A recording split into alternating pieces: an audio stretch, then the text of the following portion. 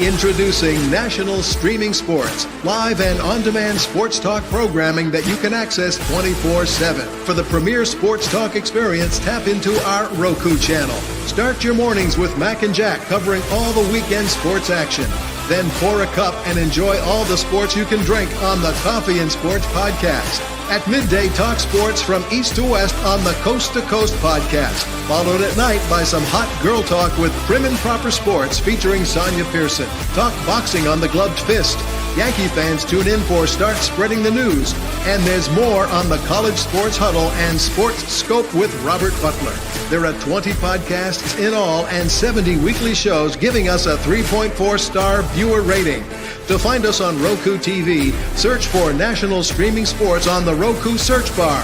Click on the logo and you're in.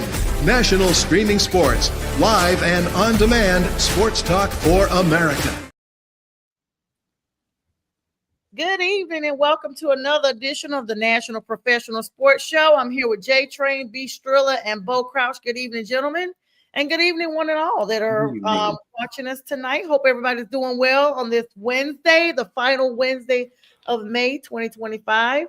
Next week we'll be in June and halfway through 2025. And wow, summer is upon us. So guys, how was your day? How's everybody doing? Awesome. Yeah, doing good so far. Pretty good. All right, let's start off. Okay, first of all, it's playoff time. We'll talk about that in a minute, but you guys know how we do. We go off the hinges, so we're gonna go ahead and start that early on. Speaking of not doing well, Sean Kemp is not going to be doing well. Pled guilty, to shooting in an occupied vehicle with two persons. Of course, if you don't know, Sean Kemp, 5-time 14 season in the NBA, 5-time winner of all these awards and prestige, 6-time NBA All-Star, 3-time All-NBA second team. One of the best slam dunkers of all times, guys. Well, he slam dunked some bullets into a vehicle, and no pun intended, that's what he did. And now at 55 years old, he is facing the punishment of that. Of course, in a mall shooting in Tacoma, Washington, all the way out west. So it looks like he stayed back there from his Supersonic days. Bo, you remember him? Yeah, he still lives here. Sonics. Yeah. So, pled guilty and got an additional charge within the process because there was two people. Bo, what are the folks saying out there? I mean, that's your neck of the woods. Is this breaking news for you guys or kind of expected? I mean, he looks like he can get it done. Oh, I mean, this isn't breaking news. It happened in our town. Absolutely. So this actually happened back in 23. Yes, summer of 2023. Hello, yeah, Ken. so it's at South Center Mall. So gunshots there are not unheard of. Welcome. If you go to that mall, the odds of you, getting some assault action is not low. Oh, so you make sure I mark this mall and avoid it. That's right. Welcome to the South End. So he had pled that it was self-defense. These guys had actually broke into his truck and stolen some things. He said that they had a firearm. But he let the rounds off, right? Like he fired shots. They were already back in their car. That's not really self-defense anymore. Yeah. And that's where they run into some stuff. Obviously, bad things have happened at this mall. So there's video, right? They got surveillance videos and stuff. And he was arrested with that incident. I mean, he called the police. He got arrested on site because he had a firearm and all of that. He was later released because they were deeming it self-defense. The investigation leads to it being, shot while they were in the car. So that kind of gets the self-defense out of it. So yeah, I mean, he's gonna have some trouble from it, but it did stem from them breaking into his car initially. So it's not like it was just some random people he was shooting at. So unfortunately, because of where they were when he fired, that's where he's getting himself in trouble. Yeah. So of course, according to the prosecutor, they recommended, if you don't know, when you plead, it's kind of a beneficial thing for you, the defendant, accused, and the prosecutor. The prosecution gets the big check mark of having a conviction, and you in exchange take a lesser penalty or punishment. In this case, the prosecution is actually recommending 9 months in jail, 1 year of Department of Corrections supervision, which is like probation or parole, and some type of support, I guess mental support after he is released, as well as he is to pay restitution. Now, those who do not know Sean Kemp, he played with the Supersonics Bowl squad from 1989 through 1997. That's literally my entire high school and entire college years that he played. Literally all 4 years. I started high school in 89 and finished up college in the 97, 98 era. So, I mean, he basically, is acknowledging this, especially when you have video. It's kind of hard to dispute what's out there. I mean, this is an AI era, but again, this happened in 2023. AI wasn't as prominent. But they are saying several employees that worked with him at a cannabis dispensary in a Seattle venue. So now we're throwing in the weed prospect. So here's where it gets real. So Bo's already told us the atmosphere of this type of establishment. Now we're mixing in the fun stuff. Cannabis dispensary at a concert venue. His truck was broken into actually March 8th of 23. And an employee's purse and other items were stolen memorabilia. Don't ask me why he would have sports memorabilia in his vehicle at a weed dispensary. But this is including a game-worn jersey by Gary Payton, senior, that is, guys, and Kemp that were supposed to be auctioned off for the charity. So that would explain why, stuff there. But again, this whole setup that you're at, this location, they say know your area, know where you are. I mean, you put it out best. I mean, J Train, is this kind of far-fetched that he would even have to plead guilty to something like this? The environment already seems to have set, for a defensive term, if even though they were in a car, it's almost like, should he have expected this type of behavior? I mean, yeah, to a degree. I mean, this isn't the Wild Wild West where you can shoot your guns at dawn and just start unloading 6 shooters at everybody because somebody's sick and vandalized your Yosemite Sam just shooting your guns down to the ground. I just think I see why the mental part comes in, because one side of me saying like, man, you got to know better than that, but the other side of me that has that little fuse, that temper, when somebody does something that doesn't belong to you, that's not for you to touch, man. It's like you wanted to let them know, like, hey, you can't get away with that. Mm-hmm. I'm not gonna just let you just disrespect me like that. But it's not society. It's not 1800. This is 2025. So you have to comply with the law, and you have to be quick with it. Because I mean, I get it. Look, let's look at how. Let's just talk about football for itself. Let's just talk about how people react quickly. We're talking about another Seattle guy, Richard Sherman, right after the Michael Crabtree incident. He came right in the lady's face, even though it wasn't contextualized. I mean, there's a little more context to that. And everybody thought that he was fussing at the lady when he really wasn't. He was just amped up after the play and after all the situation, and they're going to the Super Bowl. Yep. I can see that this being a bang situation, no pun intended. Just bam, it just happened like that, and you're reacting to what just happened. Like, even though the guys are getting in the car, he's still shooting at somebody who's like vandalizing your stuff. So, but again, the law is the law. You have to abide by the law. But what did Chris Rock say about not choking a woman? I mean, or he said, what about OJ killing somebody? He said, I don't condone it, but I understand. Just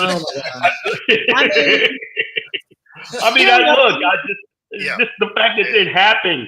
I'm not gonna be a person and just say, you should have did this and did that. In the heat of the moment, stuff happens. Even if it was just like the people are in their car pulling off. You don't just turn it off like that. You don't turn it off. But Strilla, I mean, you're from Detroit. You don't just run up on people's cars. Hey! Don't be putting Detroit in this whole spotlight. I'm just trying to change it all the way around. Trying to think like we do this every day. You're from the city, so you The malice in the palace. can't listen. All of us are from metropolis areas. All of us, Yeah. even not my necessarily hometown area, but where I live now. But of course, Jay Trey is from New Orleans. He's from a We're city, 10 escapees. More than but 3 have been caught. yeah, I mean, one was out there freestyling on TikTok, and that's how they caught him. And Bo's from Seattle, and so I mean, Strilla, notwithstanding, of course, I just wanted to give some context. I mean, you are with that Lions backdrop. You don't just run up on people in a car. Like that could have turned out the opposite for Sean Kemp. We could have been having a whole different conversation about Sean Kemp from 2 years ago. Well, the cooler heads should prevail. I mean, it's amazing how these athletes who perform at a level when they're in a professional arena and have to make shots, cold-blooded shots in certain situations, but when they get out there in the public, it's like, oh my God, I don't know what to do. Mm-hmm. So I'm just going to shoot. So he tried to make another cold-blooded shot. Right, literally. So instead of shooting the car itself, maybe hit a tire or something like that, flatten a tire, they focus on stuff where you don't have to hurt somebody. You know what I'm saying? Mm-hmm. It's your memorabilia. I can't say talk today. Memorabilia. There you go. Is that worth somebody's life? Mm-hmm. I mean, I can understand if they were choking somebody that you care about out there. I would see that if you're protecting another human. But at the same time, it's just paraphernalia. So it's stuff that's is gonna be sold anyway at some point. Yeah, you're mad because they stole it out of your car, which we would all be mad if somebody would stole something from us and they were running from us. But I think that us being the adults that we are at the ages that we are, we probably would handle it a little different than that. The caveat to that is his claim was they had a firearm also. I was going to ask were they armed? Were they armed? Even more dangerous that you would run up on a car with let me tell you guys real quick. A few years ago, I don't know if you heard this, Jay Train, or not. I remember there was a lady who was being carjacked. She decided to shoot at her attackers after they had taken the car. They came back and shot and killed her. Literally, they had already gotten the car and they were leaving. She decides to let off a shot at the back of the window as they're leaving with her car at a gas station. They come back and shoot her in the head. And this was a lady who thought, okay, she's armed, she's protected. Listen, this is my thing. If I'm not in imminent danger, take whatever. Just leave my life, leave my loved ones alone, because things can be replaced. And this is one of those situations. If you know these guys have a gun, that's even worse. So maybe this is where the mental part comes in, that they want him to have some type of support, because you cannot go around like my dad used to say, where they made one gun, they make two. And you have to always look at that there's always somebody out there bigger and badder than you. And they don't care about your titles, your prances up and down the court, how many times you've been on TV, or if you're over somewhere pumping toilets for a living. They will take your life as if they bat an eye and not think anything of it. So, especially if you're not a good shot. I mean, it sounds like she needed more time at the range. I mean, she probably, you think she was snatched out of her car onto the ground. Yeah. Literally shot at them from the ground. Hi, John. Oh, she shot it from the ground? That's a weird position to. Yeah. So basically, they physically handled her. In a panic. She just, I can't say that I would not have reacted the same. I'm snatched out of my car. Yeah. I'm just thinking, wait a minute, what if these guys are going to do something to me? Well, she shot and ended up shooting the car. I don't, nobody knows if she was trying to actually stop them or just in a pit of defending herself, but she's gone now. And I'm just saying, if I know that somebody has taken something, and nobody really knows 100% what they would do in a situation, because they've not been in that situation. Nobody really knows until you've been there. But I would like to think, I'll say that, I would like to think that I'll be like, thank God they just got the car, and let it be that. I like what you're saying there, but in a sense, I have to push back just a little bit on a couple people here. Is just that, what if they decided, like, if Sean Kemp was there, that these guys were armed, that they got to kill him because he saw their face or something like that, or Yeah, some that's people true. are just not good. Just like they come in with bad intention. And so, what do you do in a situation? Do you just like say, "Hey, let them have it," but they still kill you anyway? I mean, I don't know. It's just a tough situation to really argue there. I mean, do we have a play-by-play exactly what happens? It sounds like he shot in the car, and he didn't know they had guns until they decided, oh, you're gonna shoot to the car, so we're gonna pull out our nines and No. aim them at you. So it sounded like they showed their weapon first. Is the way it reads. So it was or like the way you it said read at the time.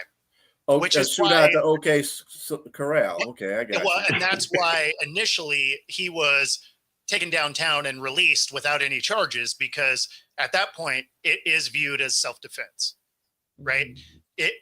But then as the investigation continued on, that's where it's like, okay, well, they had already got like back in the car. So that would be like if somebody robbed you and you shot them as they were running down your driveway. Is way different than if they were in your house. That's right? like the stand your ground laws. Stand your ground. They have that in the South. Shooting in the like back as opposed to in the front. If you have them in your house, you can defend yourself. If they are running away, that's no longer viewed as self-defense. Yeah. Well, I mean, okay.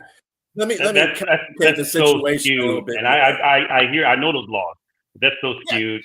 It's just someone just pointed a gun at you to your face and took everything you got and then taken out and leave, and you can't shoot back. Well, let me complicate the situation. In your house. Is it really self-defense if you shoot that? Because a car can be used as a weapon too. They can turn around and try to run them down. So I mean, maybe he was shooting in the car. Right? Yeah, he fired first. Okay, so what? I mean, if they came out with their weapons drawn and they told him, you better step back or you're going to catch a couple, and they went back into the car, and then he pulled his gat out and shot a couple, and then they could have turned around and ran them over. You know what I'm saying? If you take all of the weapons out of it, right, and you just say they got in a fight, whoever swung first is the one getting in trouble. Right. So even though they showed a gun, he lit his off. That's the same as you punching first. Yep. You're getting in trouble. True. Right. So, I mean, that's just how it is. Back in the day, you'd be like, nah, you know what? I'm going to eat one because now I get to throttle you. Well, I mean, like I said, it could have been, he could have been thinking that, hey, they threatened me and they saw me and they could just turn the car around, and for his protection, he was just letting a couple off into the car. Like, hey, you turn that car around, I'm going to be smoking you. Because if they turn the car around and ran him over, then what? I mean, if he'd be dead, they'd be in jail. But I mean, what's the point? You still lost a life. These are the loopholes through laws, because there's no way that this tells other criminals, like, hey, this is how you can get away with it. These are things you can get away with, because of how this happened. Look who's being penalized because of what you did. That's crazy to me. The other thing to keep in mind in this scenario is this didn't happen in his house or anything like that. This was in a mall parking lot. Basically a swap meet. Sound like a swap meet. No, the hood. It's too many. It's too many pedestrians, right? Innocent bystanders that are around. The mall is actually a nice looking mall. That's what's deceiving about it. Wow. Well, best of luck to Sean Kemp. Guys, thanks for the legal banter here. I never miss an opportunity, to mix in sports with legal. It's right up the alley. So, Bo, thanks for your on the field and in the field expertise and narration as well. Out there from the West Coast, Bo Crouch, guys. Seattle, Washington. Reporting live from the shooting down in South Center. Welcome to Seattle. Speaking of being down and out, the Knicks may have just come upon not just a nick, but a stab wound, because they are bleeding out against the Indiana Pacers. Tyrese Halliburton, once again, triple-double, 32, 15, 12. It looked close for a second, and then the fourth quarter, the acceleration was on.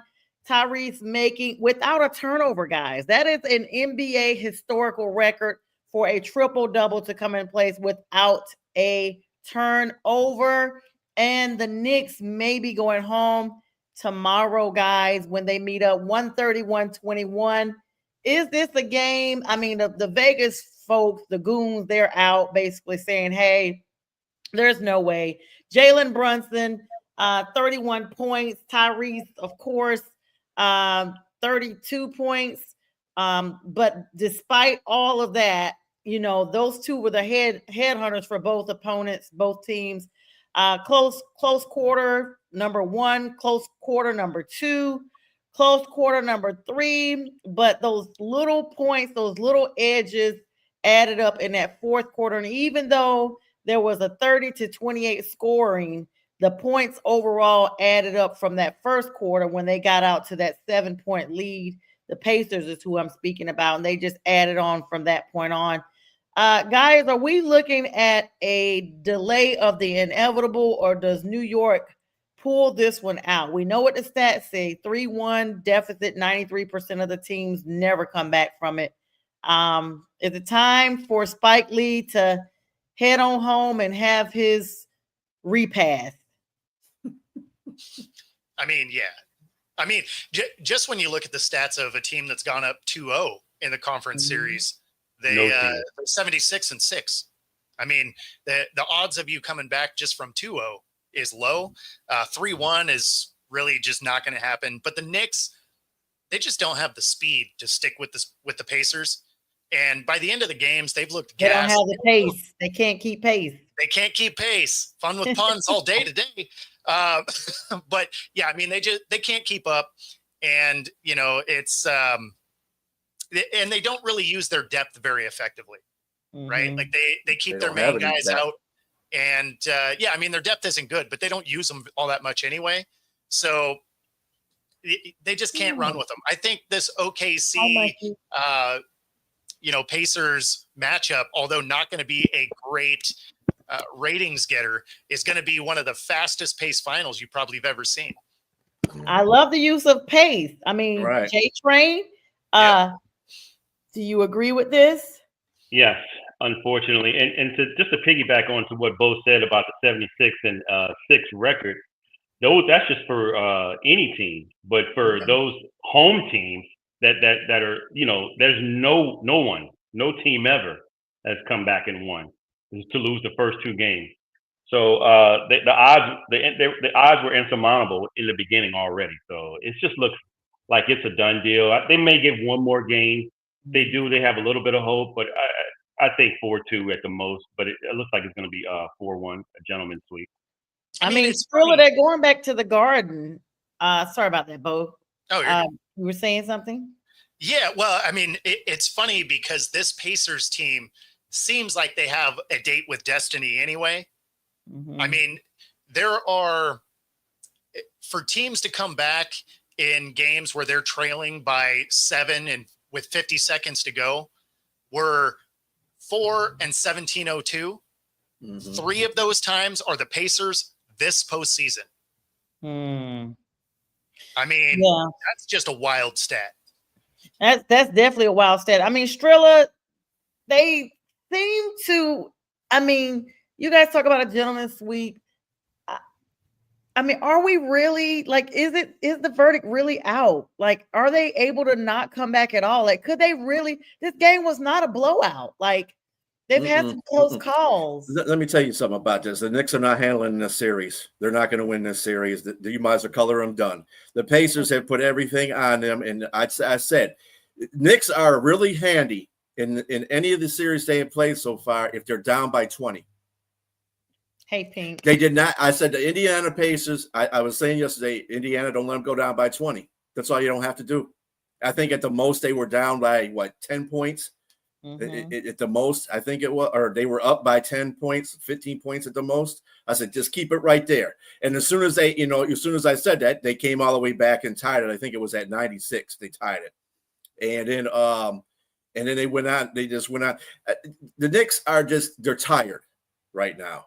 They're using too much of their starting five. They're just tired. Mm-hmm. And the Pacers are just playing. Go ahead, D. Finish. You finish. I'm sorry. The Pacers are just. They came into the playoffs ready to go. Mm-hmm. And I was kind of looking, side-eyed. I'm like, we gotta watch them guys because they might be the guys you might have to challenge for the Eastern Conference Finals. And sure enough, here they are. So yeah, I think the Knicks are done. Go ahead, James. So with all of the comeback magic that the Knicks had throughout the playoffs, they've had it against the Pistons, they've had it against the Boston Celtics, even one game against the Pacers, but can they do that? First of all, put themselves in that position and try to win 3 in a row against this Pacer team? I'm going to answer that. I'm going to answer that because if you look at it, none of these games were blowouts, guys. Game 1, 138, 135, a 3-pointer, overtime. Game 2, 114, 109, 5 points, y'all. Game 3, 106 to 100, 6 points. Game 4, which was the biggest deficit of the night, of the series, 130 to 121, 9 points. This team is not going to just lay down. And even though it is historically proven that it's hard for them to come back, I do not see, not good old New York, who has this whole fanfare behind them, who has Spike Lee and Stephen A. Smith and all of New York standing up, just laying down, and they're at the Garden for this next one. Hi, Candy. They're at the Garden, and Pink, thank you so much for those. Rest in power to Mac, of course. I mean, they are not, as they say, New York, stand up. They got to stand up because right about now, these games are so close. Now, if we were looking at a game where it's 10 points or more, I'd be like, yeah, you know what? Go ahead and bring the Water Boys out for your next game. So let me. So here's the challenge with that though, is they may not be laying down, but you might want to also consider the fact that the Knicks have been up by 20 points in 2 of these games that they lost. Yeah. So they're laying down mid-game. Because they put so much into the first part. I mean, but if you're fumbling the bag like that, it doesn't inspire confidence. It's not that. It's that Indiana knows how to turn it on at the right time. Yep.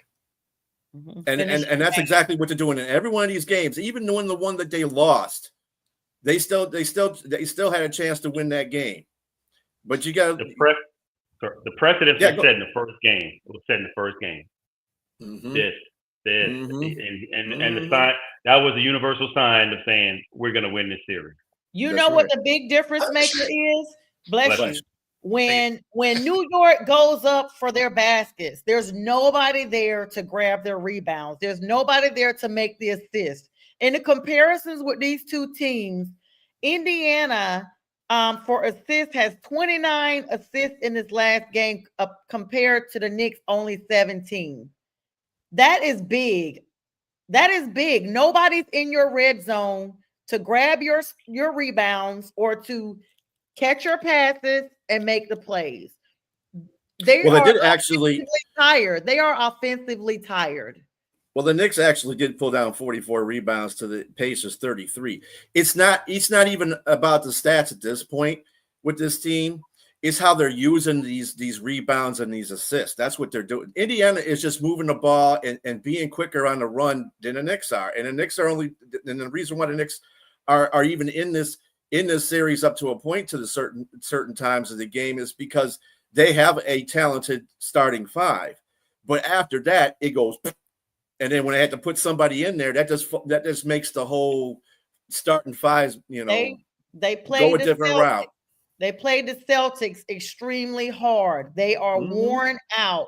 Their largest lead of this last game was only 2 compared to Indiana's 15.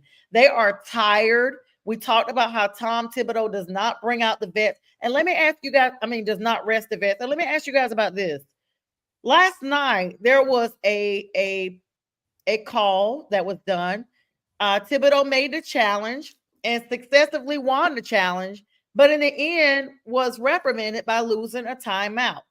the officials made the comments, those calling the game basically made a comment like the NBA refs are not to be ref. They are not to be questioned. I mean, New York won the challenge, but still lost a timeout at a critical time of the game. I don't understand what it would have to take. And why is that? Because we don't see that in football. We see if you win your challenge, you don't lose your timeout. I mean, did any of you guys see that? Yeah, so I didn't see them. I guess I didn't think they won their challenge. Mm-hmm. So no, they won the challenge. They actually, I was watching the game live. But that's why they were saying that someone needs to be brought in to ref the refs. It's one of those situations that they don't want to be questioned on whether or not their decision was the right decision. And as a result, it's almost like even if you don't challenge it, either way, you're losing your timeout. I mean, I guess at least if you challenge it, you get the possession, I suppose. But that's a weird thing. Like that, that doesn't seem like it should be. That doesn't seem right. Like it seems. Yeah, even in the NBA, you're supposed to retain your exactly timeout if you win. Yeah, it was an out of bounds call that went down, and it was a successful challenge because there was a foul prior to that actual play, and they granted it. But the crazy thing is, New York still lost a timeout. So it was really crazy. You guys have to pull that clip. I should have pulled it up for tonight because the commentators were talking about that it was basically like the refs need policing at this point. If they feel like you could still be, penalized. Yeah. If you win your challenge. Of course, these two teams will meet tomorrow at the Garden. Tonight's game, of course, is the Thunder and the Wolves, who barely have any fur left on them after the Thunder have electrocuted them with lightning bolts and everything. I mean, they are serving up T-Wolves bon appetit. Guys, this is another 3-1 down. OKC clearly going to blaze on through this one. This might be the night tonight. I see them meeting up with the Pacers. They were number 1 in the Western Conference this entire season, and they are showing that they are still that team tonight. 3-1. I think James called this too. He said it was not going to be a blowout in this one, but it's going to be a close game, and they won it. So, yep, we did agree on them winning, though. Yeah. Yeah, I mean, it's realistically both these teams, they're just so much faster than who they're playing. Mm-hmm. I mean, and that's why I said at the beginning, this finals is going to be one of the fastest ones we've seen because both these teams like to run. Mm-hmm. Yeah, it's going to be a really excellent matchup. Look, I don't want to say technically the T-Wolves and the Knicks are not counted out. They're still in it, but it's almost inevitable that the finals looks to be OKC versus the Pacers. It's over. Yeah. What's that song? I'm counting it out. AC/DC? You've been thunderstruck. Right. You've been thunderstruck. Yeah, there you go. 5 occasions this season, Anthony Edwards has played more than 35 minutes and attempted 13 or less shots. This one time, his Minnesota Timberwolves did win. He was sick. And another, he was angry that he flipped folks off, getting that $50,000 fine during the game. And every other time, he was being defended by the OKC Thunder. Now, right now, I am arguing he is not the face of the NBA. Charles Barkley has spoken out on that. We got, you got Julius Randle out there, who's arguably one of the best postseason players, even though his points, he was frozen last night. Night before last. He was frozen the last meetup because OKC knew how to isolate him. Anthony Edwards played for 40 minutes, almost 41 minutes, 16 points, only 4 rebounds, only 6 assists. And then you look at the stats across the rest of the team. That is not a leader to me, guys. That is not a leader with those type of digits. Not saying that every stat has to be exorbitant, but your team needs you. You're playing for the chance to the championship. You're one game away. And those type of plays, just literally illuminates how Minnesota continues to struggle in his series. And it's due to his inexperience as this offensive leader, guys. Like, yeah, he's talented. There's no argument there. But this is, when we first started talking about the playoffs and we were like, this is going to come down to the vets versus the rookies.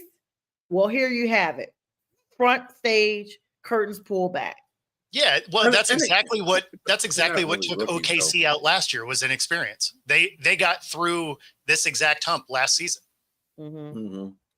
And like I said, they're not rookies now. This is sophomore stage. Yeah. So they've learned a lot from the process of being in the playoffs last year. So, and then you can see it. You can see it in Shea Butter. Shea Butter is killing them out there, and he is playing with a purpose now. Hot wax. Yes, he is. Mm-hmm. He is hot wax because he is like cocoa butter. Okay. Now that young man can be the face. I'm not saying that just this one season. To me, it seems premature to be talking about somebody being the face of the league, this early in their career, et cetera, et cetera. But you can give them the face of the playoffs. You can give them that. Look, or at least I'm disappointed. I'm going to say I'm disappointed in Anthony Edwards. And there's a big reason why. I mean, one thing, I'm not totally disappointed. I give him a little bit of a caveat. Too busy being nasty outside of the game. He's 23 years old. I really didn't know he was that young. He is very young. It looks like an arbor. Yes. Now LeBron was a little bit more mature than that at his age, and probably bigger and probably more. But this boy's talented. This kid is so talented. Mm-hmm. I think once he gets it here, mm-hmm. then things will start clicking. And I can see him being the face. And would I like him to be the face? Yes. Why would I like him to be the face? Because the people that we're talking about being the face is going away from American basketball. It's becoming international faces that are becoming the face of the league. Giannis, Jokic, Luka, even the young man we're talking about right now is from Canada. Shea Butter. Yeah, he's from Canada. So there's the kids here, someone said it on a video and I heard it. It makes so much sense. It was Jason. What's the kid that used to play for Duke? With Jay Will. Oh, okay. Jason Williams. Yeah, he said that the kids now are more concerned about their bottom line, their videos, their social media here. Mm-hmm. But when you go to other countries and you see what these other kids are doing, that it's not that. Right. They are doing the fundamental stuff. They are doing the things that matter to try to win. I mean, when you're talking about you hungry in this country, it's a different kind of hungry in those countries that you're talking about they're coming from. Mm-hmm. So it's just different. And so some of these, when you see these kids now, I'm like, it's not like the Jordans or the Kobe's or the LeBrons. Then it's a little different now. And I don't want to down anybody's Gen Zs or whoever it is right now, but it's just different. The mentality is a little bit different. And I think maybe some growth will come in a year or two for Anthony Edwards, and because physically, he is gifted. He's probably when he wants to play, he's the best player on the court. He's the best, but that's when he wants to play. Not forget about Jalen Williams, and then they got Shed and Isaiah Hart. Like they got a stacked list. Jalen and Jalen Williams, JLEN and JAY. I love Holmgren's first name. Yeah, Shed. I mean, they've got the people there to get it done. But J Train, you brought up a good point. I want to get Strilla's feedback on this too, because we see this. It's actually sad, y'all, when you think about it. That you compare what our generation looks like as far as knowledge, training for what you want to perfect your skill in, honing in on your talent, putting in the work. Like, I remember go outside and play like it was yesterday. There was no TV on unless it was dark, basically. or you were eating Saturday morning breakfast. After that, you were outside most of the day. You were getting your exercise in. You were honing in whatever your talent was outside in the big old world. And today, this, is so dependent on, especially us as Americans, on AI and what does AI say we should do, and how does AI say we should work out, or what should we flex our brain muscles in so we can take on this. It is like you said, you go to these other countries and it's just plain old dirt, grass, water, soap, food, and hard work. And I feel like the sad part is we are looking at a digression of our sports across the board because everything is computerized or pre-planned. Nothing is left to the human knowledge or human input anymore. Even our schedule, even the NFL schedule. Oh, we put this analytics in, and the analytics came back that. What? Skrilla, what are your thoughts? I mean, because I kind of know, and then Bo, of course, I'm going to pivot to you. This is really sad. This is why you're seeing a 3-1. You're seeing a 3-1 because you're having these phenoms that still have a little shred of human input, human hard work. Because we saw the film on these kids when they were in high school or college. They put it out there. But I'm afraid that eventually that's going to fade away. America's not hungry anymore. They're not. The Americans, and I'm not saying all Americans, I'm saying the majority of Americans aren't hungry anymore. This country has nothing to be hungry about. There's back in the 80s, it was a Cold War with Russia.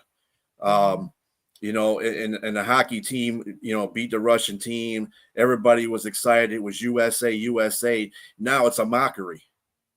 It's a mockery when people say USA. I mean, people were out there, USA, trailer park. Yeah. Okay. But anyway, that's not good. I mean, it's a fake USA to me. It's trying to state something that you really ain't. I think there was a very good movie with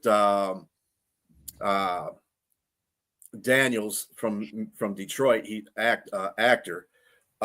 He was a he was a reporter or something like that, and he explained what America is about. And everybody's making this, America is great. No, we're not. And that's the problem. We don't realize that. We have other things to boost outside. And I think this is the reason why a lot of kids, I call them kids, but they're probably. Are you talking about Jeff Daniels? Jeff Daniels, yeah. Oh, in Newsroom. That was a fantastic opening scene to a show. If you haven't seen it, Newsroom, absolutely worth watching. Yeah. And he stated some pretty good points to a bunch of students. They came to talk about this whole situation. And America's not great. And he gave these statistics on reason why we're not that great. But the problem is we don't want to see that. This generation doesn't want to see that. They want to see, we're great. They don't want to see, no, we're not really, because we don't want to read statistics, because that's too much work. That's what I'm talking about. The work that we're not putting in the work that we used to put in. And I think that's rubbing off on sports. It's funny that you say that, J Train, about the foreign people that come into a country to play NBA. NBA's turned into the NHL basically right now. That's basically what it's turned into. So Canes. America is about the participation trophy now. I mean, everybody gets an award. Everybody gets no. It wasn't that one. When you have track, it meant something in Olympics. When 3 people, 1, 2, and 3, get to stand on that podium and say, "Hey, nobody talks about the 5th." I mean, there was a comedian back in the day said, I practiced and I did everything. What if you came in last? I don't even have a job. I gotta go back. I don't even have a job. What if I came in last? I did all that work, 6 months grinding to come in 5th, and you don't remember that person. I mean, even Nelly said it best. What does it take to be number 1? 2 is not a winner, and 3 nobody remembers. It's just that mentality is gone because 5th is remembered now. Everybody's remembered. Participation trophies. That's it right there. It's why I've always liked this quote, which is, hard times create strong men create good times create weak men weak men create hard times. Wow. And whether it is in sports, in life, in politics, as a country, doesn't matter. That cycle remains true. And unfortunately, when it comes to sports, we're creating weak men. We're seeing guys that are in their feels about everything that ever happens in social media. There's so much more focus on the noise as opposed to being elite at the thing that you've been practicing your entire life, that we're headed for the weak men creating hard times. Oh my gosh. But the problem, what makes this a cocktail, a Molotov cocktail, is that you combine that with technology that has raised the children now. That it's become dependent on what we use, and now it's like dynamite. You know, I mean, what's the guy named Alfred Noble created dynamite for the furtherization of society. But then somebody had the bright idea to say, you know what, I'm going to rob stagecoaches and trains with this.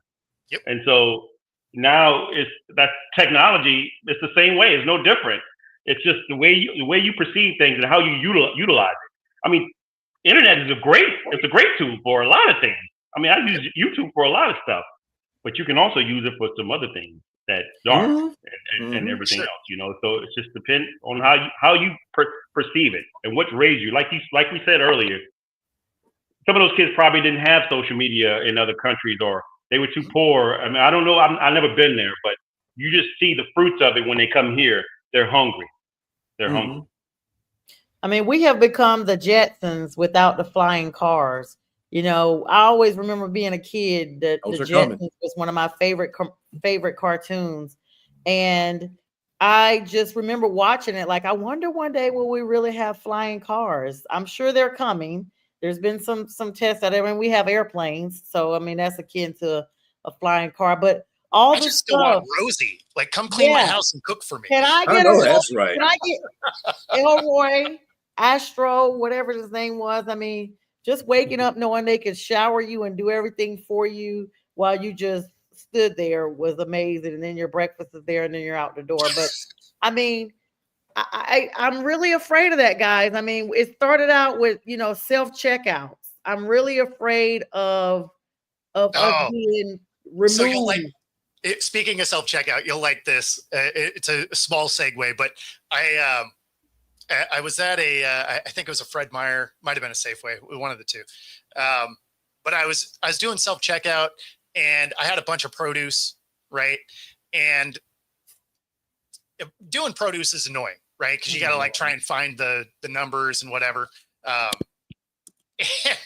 the person that is like watching over the self-check was like, oh, you know, yeah, here it is, whatever. And they're like, oh, you're not very good at this. And I was like, yeah, well, I don't work here. Right. Like you're not trying to be. I'm not trying to be proficient at this. How about you just hire some people and let me check out? Right. Or my thing is even the self-checkouts are now inoperable. I'm like, wait a minute. Yeah. You got self-checkouts. Why is there a red light there? Like it should be operable. We got a question here. From Scott. Scott, thank you so much for joining us. Of course, Monkey said Diddy didn't get the memo. Thank you, Monkey. We know that trial wrapped up today. Do you guys think the advent of the pro athletes into the USA teams have hurt or helped the USA? That's a good question. As far as medal count, it has helped tremendously. Most definitely. But, yeah, I mean, ultimately, it's good, right? Because you're trying to be the best of the best. Pro athletes are those. So like I never minded when pro athletes got to become Olympians because you're supposed to be the best on the world stage and you're not going to include any of the best athletes. That seems weird to me. Right. Yeah, very weird. I mean, I will say this, guys. I hope this doesn't come off the wrong way, but this is just how I feel. I don't like, and it kind of alludes to what J Train said, when you look at other countries, how their athletes come in super hungry.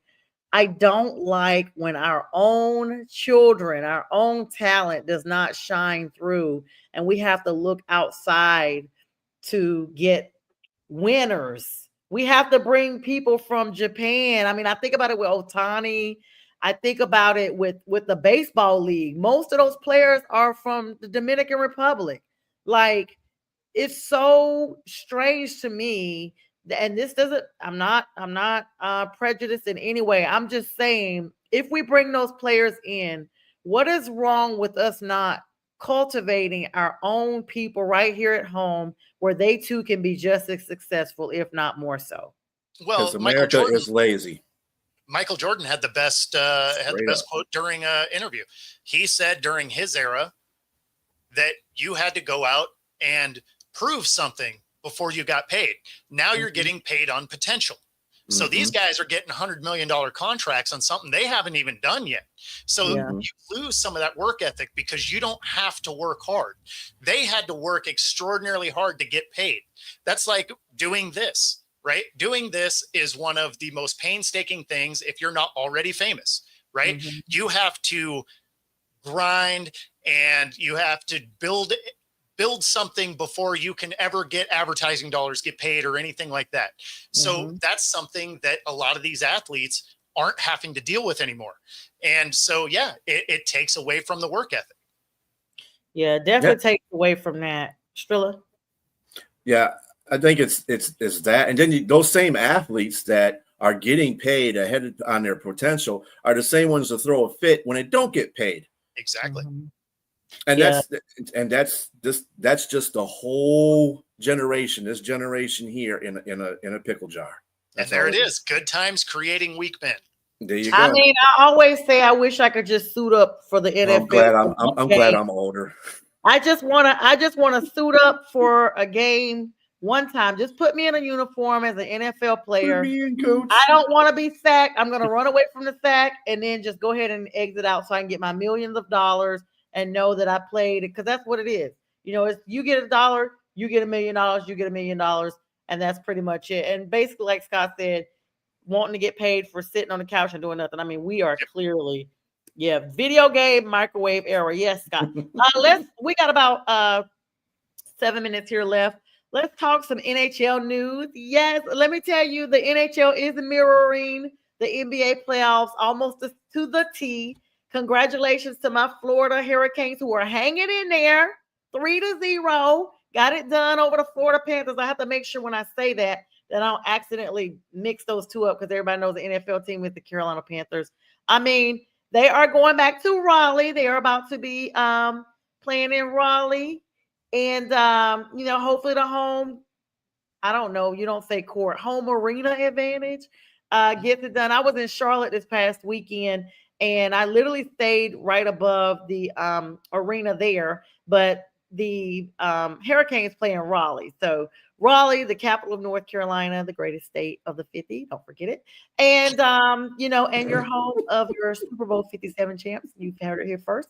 And of course, there, but Strilla, I know that this team is there as well as Dallas. Go ahead and give us our NHL plug, brother. Well, unfortunately for you, your days as a Carolina Hurricanes being in the playoffs is just about to come to a close. You got to remember something. They go into Florida. They scored 10 goals in Florida. The Florida Panthers did. So I don't see that happen. They're just more dominant than the Hurricanes are right now. I'm sorry. That series is over. And Edmonton has shown me something, because Dallas came out firing in this series, and they really try to make this, but Edmonton's been punching them in the mouth the last 2 games. And I think Edmonton's got this series too. So look for a Canadian team, the Edmonton Oilers, playing an American team, the standing Stanley Cup champion Florida Panthers. That'll be your finals. Sorry, Sonia. It's okay. 3-1, they ain't coming back either. NHL is another sport that 3-1 is, it's a little bit more percentage-wise because it's hockey, but I still believe. And you know what? If they come back, you owe me a Canes jersey. You've heard it here first, guys. I just put it out there, because doubters always pay in the end. Of course, what's he get if he wins? Yeah, what if I get if I win? Nothing. Just kudos, because it's not his team. It's not his team. So that's a one-sided bet there. Yeah, because it's my team. So, anywho, thanks, Bo, for crouching down, crouching tiger, hidden dragon. Listen. Thank you, Bo. I'm just trying to 99. get why you take the bet. That's all. Yeah. You can't get blood from a turnip. Um, less than 100 days, guys. Our favorite time of year is going to be back 99 days from today. I'm so excited. The NFL is going to be back. You are looking at the face of happiness, of championships, and everything in my Panthers. Guys, I mean, they've got the projections out here. You guys can roll eyes like dice all you want. Look at what the stats are saying, and they are literally, believe it or not, I'll remove my personal voice from this part. Go ahead and put it out there. What do you guys think the biggest news of this season is? Is it whether or not the Eagles go back to the Super Bowl, or does the Chiefs finally fold up and never come back to the playoffs again? No, I think it's going to be the Browns figuring. Panthers. It's going to be the Browns figuring out who their quarterback is. Right. Out of 5. Well, Exactly. 4, really. I mean, speaking of, Aaron Rodgers basically was supposedly hinted at New Orleans, and he was like, "Hey, New Orleans is a young man's city. I don't want to go to New Orleans." J-Train, what are your thoughts on what's going down? He was not hinted there. They didn't want him. They didn't want him. New Orleans didn't even want him, but one person did ask at an interview outside, and like you said, he said that no, it's a young man's game. I'm sorry, but he just flat out said no. And hey, I don't fault him for saying that. I mean, first of all, if I am a legit quarterback, I probably don't want to come to New Orleans in their situation and predicament right now. But 2, I mean, Aaron Rodgers is doing everything he can to not do OTAs, mini camp. He's a 40-something-year-old quarterback. He wants to avoid all that and then go, at the end when somebody really needs him, he probably can negotiate a really good contract and become a quarterback, probably during mid or early training camp or something like that.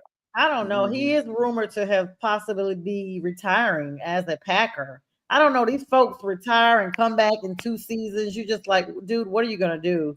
I mean, Brett Favre showed him the way. Right. I'm surprised he hasn't copied it like that. Right. Because he's had a chance.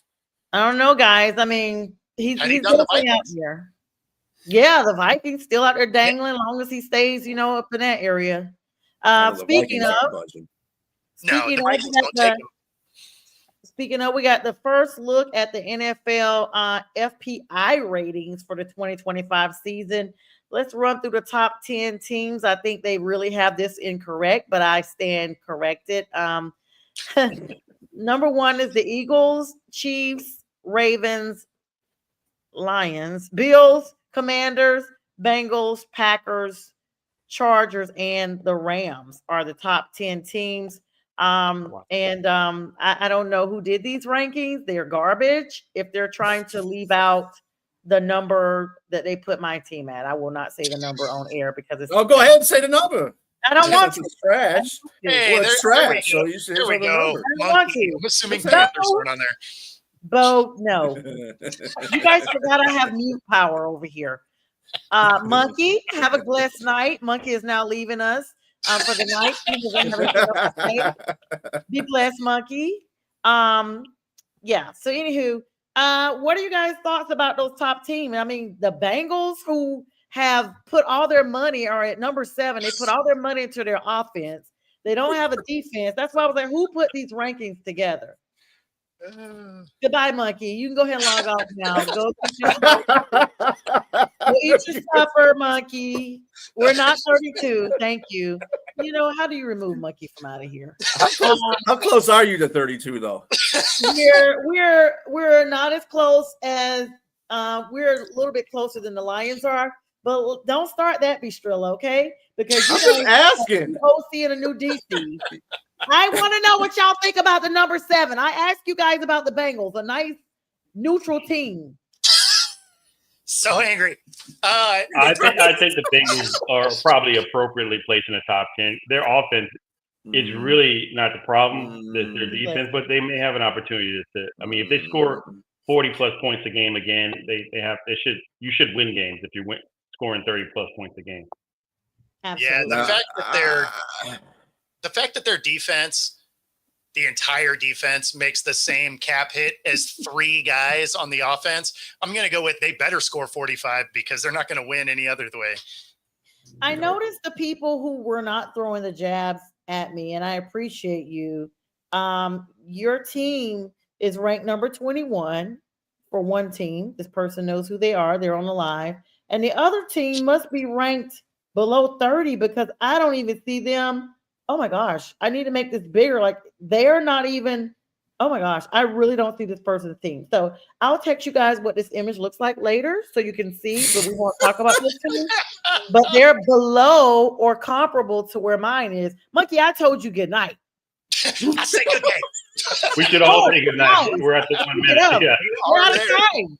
We are wishing everybody a good night. Of course, lots of shows throughout the night. We lose track of time. Thank you, Monkey. Thank you, everybody, for likes, loves, and shares. Everybody be blessed. We'll see you guys around the clock. Stay tuned.